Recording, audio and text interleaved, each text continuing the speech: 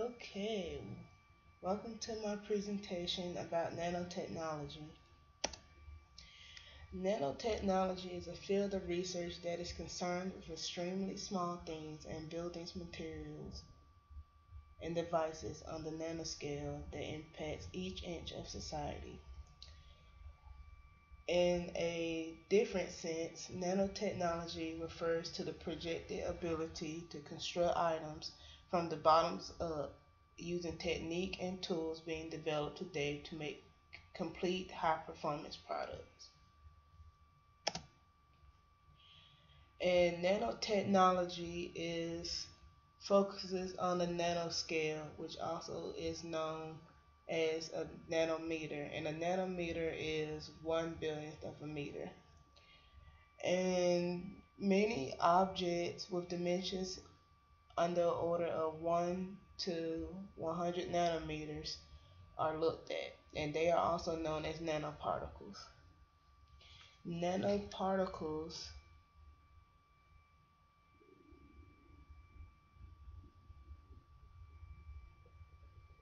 are used to build different structures.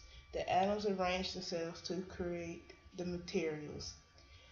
Nanoparticles has, in a great sense, has been used by many people for thousands of years. And with nanoparticles, you can see them in candle flames, vacuum cleaners, and other meaningful sources. And as you can see, a nanometer is just as big as a strand of DNA, which is -2 nanometers wide. And also, a nanometer is can be thought of as looking at a tiny strand of hair. And these are people are known as the founders of nanotechnology. Michael Faraday um, looked was involved in the European churches. He looked at the windows where he saw that there were gold nanoparticles embedded in the glass in 1860.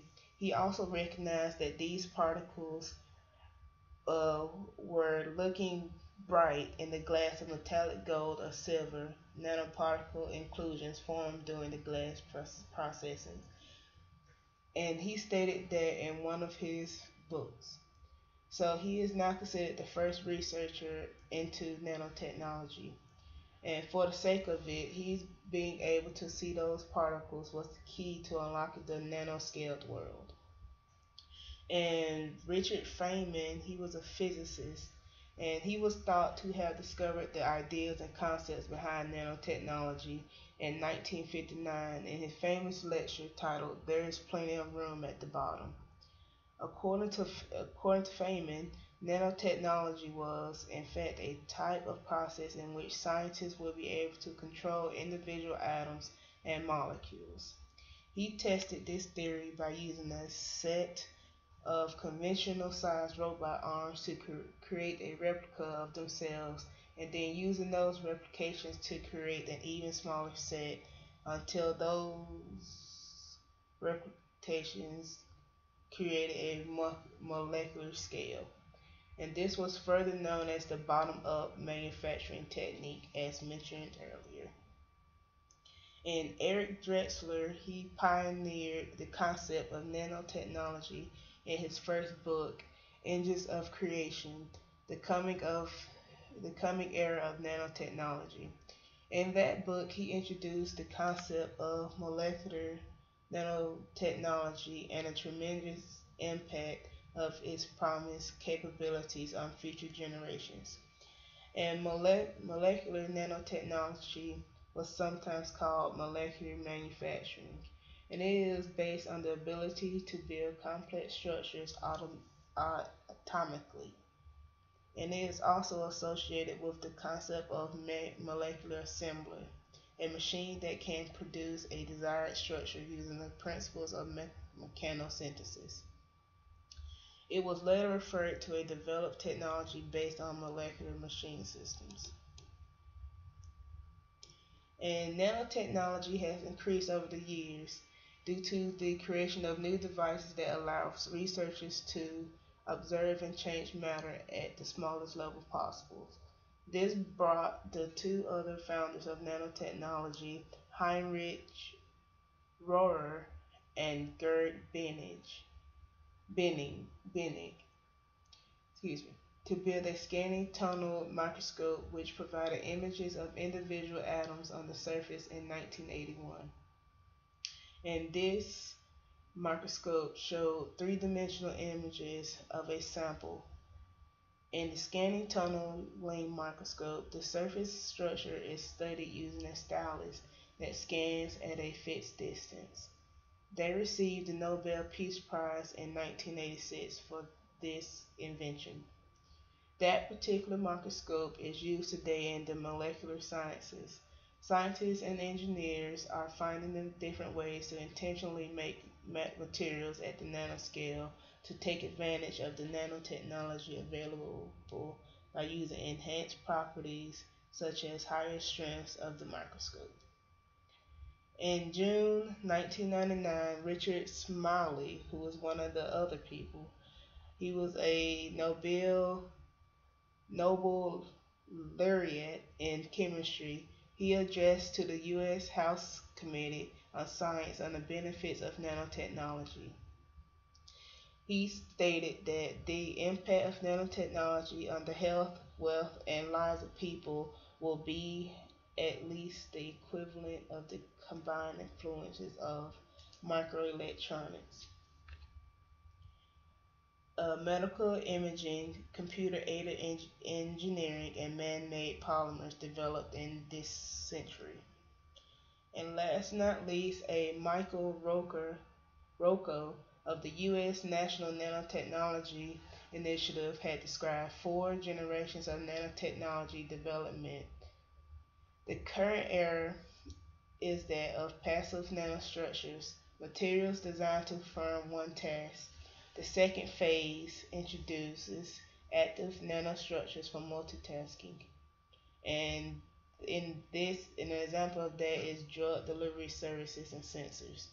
The third generation is expected to begin emerging, and it will feature nanosystems with thousands of interacting components.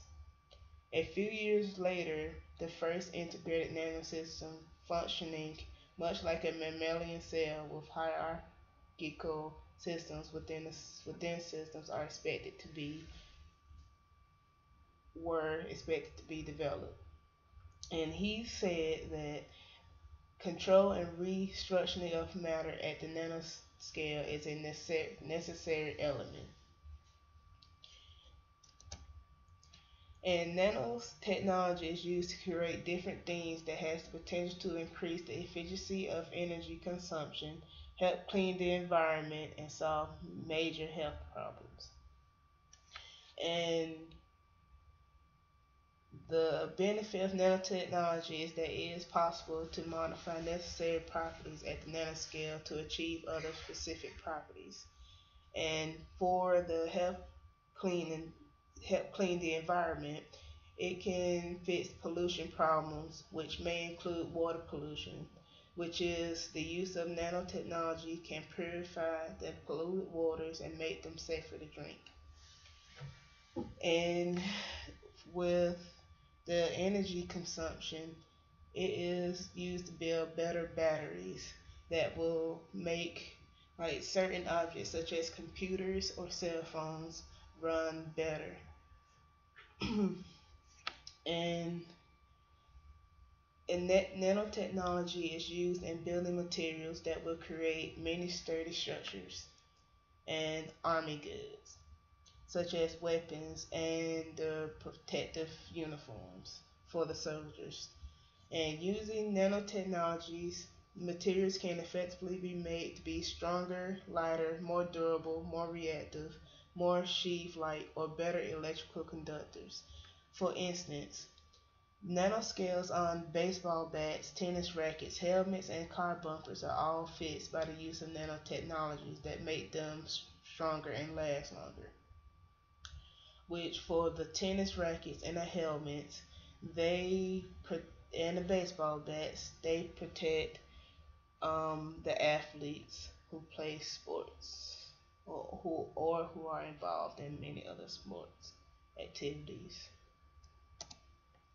And as I stated, the present use of nanotechnology is used in sports, on the clothing, in antimicrobial bandages, on cosmetics, electronics, in cars, energy, which is the batteries, and health and the weapons.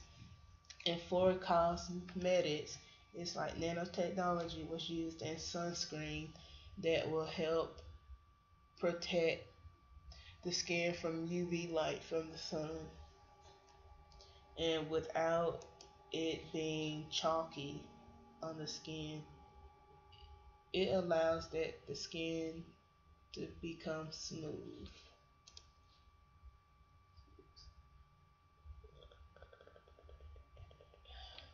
And nanotechnology is used for computers and computer programs to provide faster and more convenient systems for those on the go trips.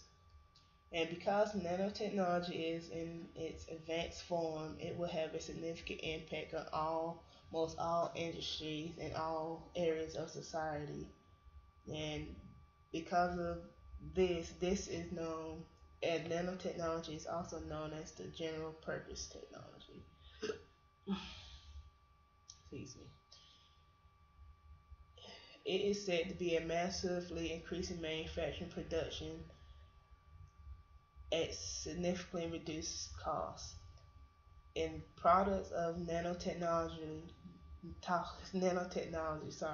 will be smaller, cheaper, lighter, and yet more functional and require less energy and fewer raw materials to manufacture.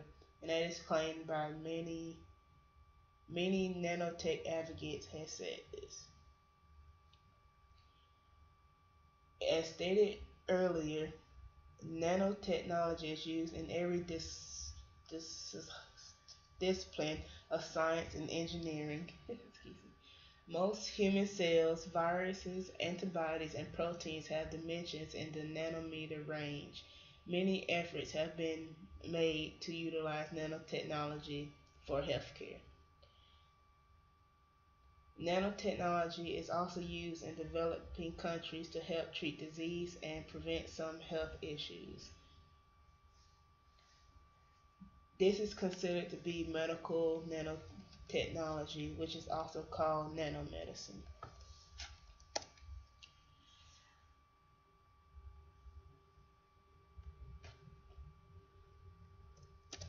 And Eric Drexler envisioned that self-replicating molecules created by humans might escape our control when they are used to fight disease. Instead of cutting someone open to see what is wrong with them or seeing how they died, there will be nanites that will be implemented to travel through the body and determine any errors, as stated by other doctors and scientists. They will also be used to clean different toxic chemicals and repair a broken body part. Medical nanotechnology will be astonishingly different in the future. Nanotechnology will eventually change the way bodies work. It will enhance senses, create and repair damaged tissues, um, heal people who have cancer, and that cancer can't even be cured by the nanites through the body. Nanotechnology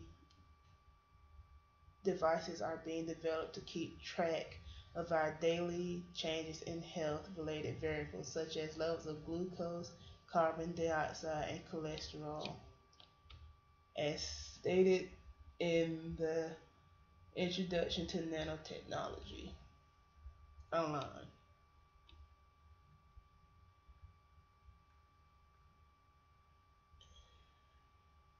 Without there being a need to draw blood from hospital settings, nanotechnology will be a great need towards healthcare.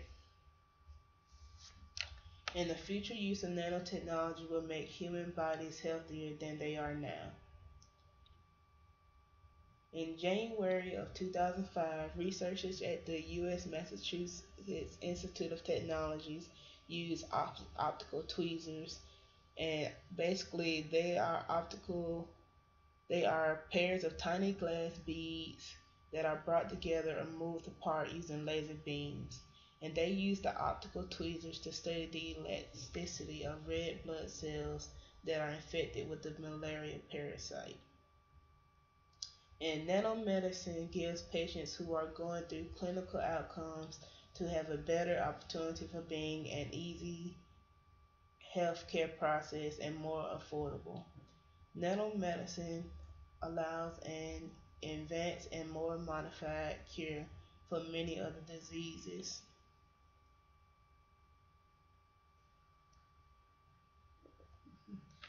Uh, Many of the diseases that are developed in detail to the understanding of them at a chemical level.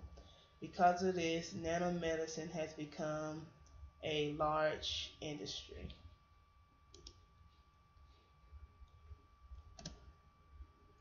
And is it a good thing to use nanomedicine? Nanotechnology, I'm sorry.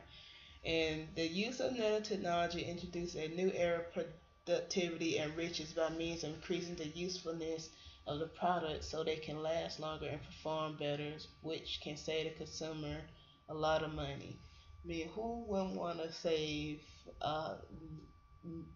like, say for instance, $100 on clothes per month or every other month? And some advantages of nanotechnology is that it can actually change electronic products, procedures, and applications. It can cure diseases quickly and without side effects. And with nanotechnology, materials and products are created that are stronger, lighter, durable, and cheaper.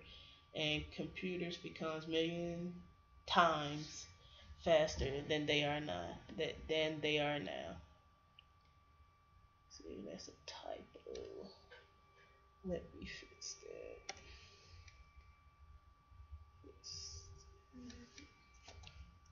Okay.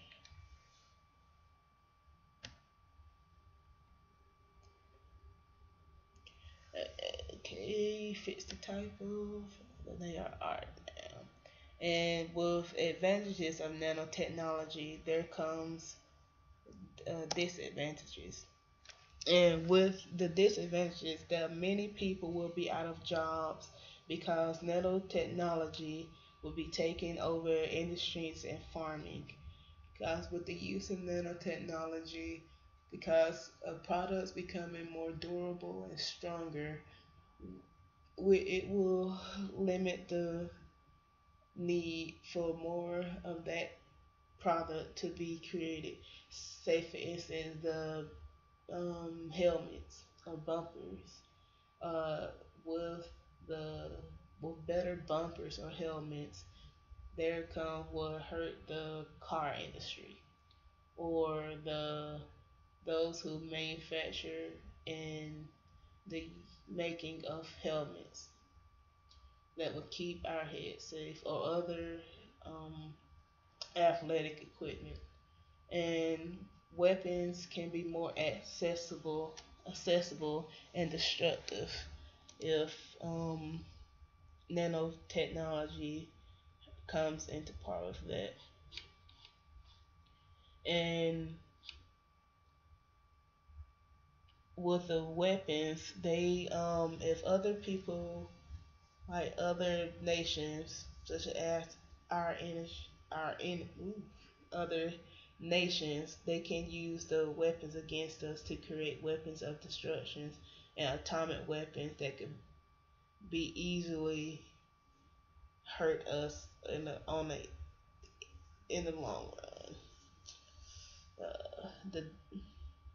The downside of nanotechnology in medicine is that it will give hackers to change DNA if they learn how to operate the technology. And